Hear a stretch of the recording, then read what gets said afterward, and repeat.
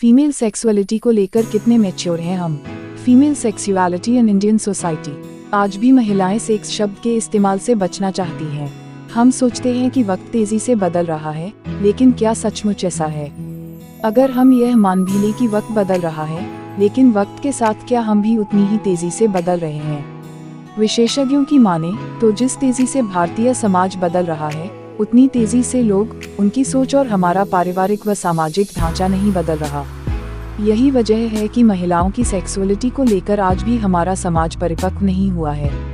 सिर्फ समाज ही नहीं, महिलाएं खुद भी अपनी सेक्सुअलिटी को लेकर मैच्योर नहीं हुई हैं। वो अपनी सेक्सुअलिटी को लेकर कुछ नहीं बोलती, खासतौर से अपनी शारीरिक जरूरतों को लेकर, सेक्स की चाह को लेकर भी वो कुछ भी बोलने से कतराती हैं। वो भले ही अपनी चाहत को कितना ही दबा कर रखें, लेकिन इस बात को भी नजरअंदाज नहीं किया जा सकता कि उनमें भी पुरुषों के समान, बल्कि पुरुषों से भी अधिक सेक्सुअल डिजायर होती है। क्या वजह है? सबसे बड़ी वजह है हमारा सामाजिक व पारिवारिक ढांचा। महिलाओं को इस तरह ट्रेनिंग दी जाती है कि वो सेक्स को ही गलत या गंदा समझती हैं। यहाँ तक कि अधिकांश भारतीय पुरुष यह मानकर चलते हैं कि महिलाएं असेक्सुअल जीव हैं, यानी उनमें सेक्स की चाह नहीं होती, बल्कि जब उनका पति उनसे सेक्स की चाह रखे तब खुद को समर्पित कर देना उनका कर्तव्य होता है। यही वजह है कि उनका मेल पार्टनर उनकी संतुष्टि से अधिक अपनी शारीरिक संतुष्टि पर ध्यान देता है। सेक्स को लेकर ये जो अपरिपक्व सोच है, उसी वजह से शादी के बाद भी अधिकतर महिलाएं ऑर्गेज्म का अनुभव नहीं कर पाती, क्योंकि उनका पार्टनर इसे महत्वपूर्ण ही नहीं समझता। सबसे बड़ी समस्या यह भी है कि वे अपने पति से अपनी संतुष्टि की बात तक नहीं कर पाती, क्योंकि उन्हें डर रहता है कि कहीं इससे उनके चरित्र पर तो उंगलियां उठनी शुरू नहीं हो जाएंगी। अच्छी लड़कियां कैसी होती हैं? हमारे समाज में यही धारणा बनी हुई है कि अच्छी लड़कियां सेक्स पर बात नहीं करती।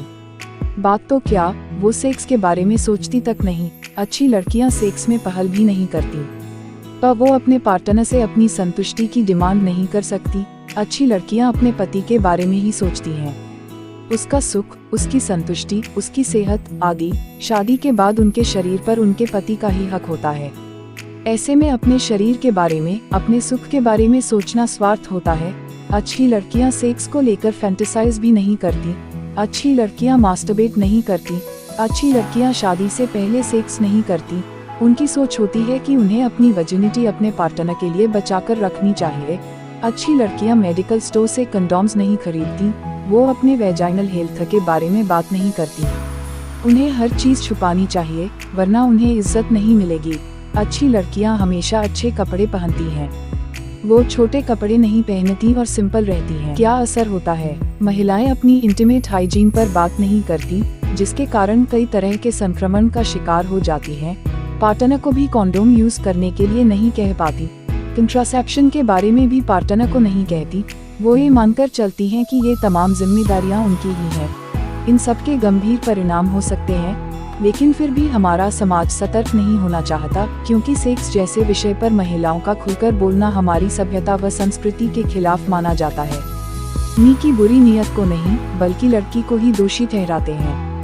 कभी उनके कपड़ों को लेकर, तो कभी उनके रहन सहन व बातचीत के तरीकों पर तंज कसकर। अगर कोई युवती शादी से पहले प्रेग्नेंट हो जाती है, तो सामाजिक रूप से बहिष्कृत कर दी जाती है।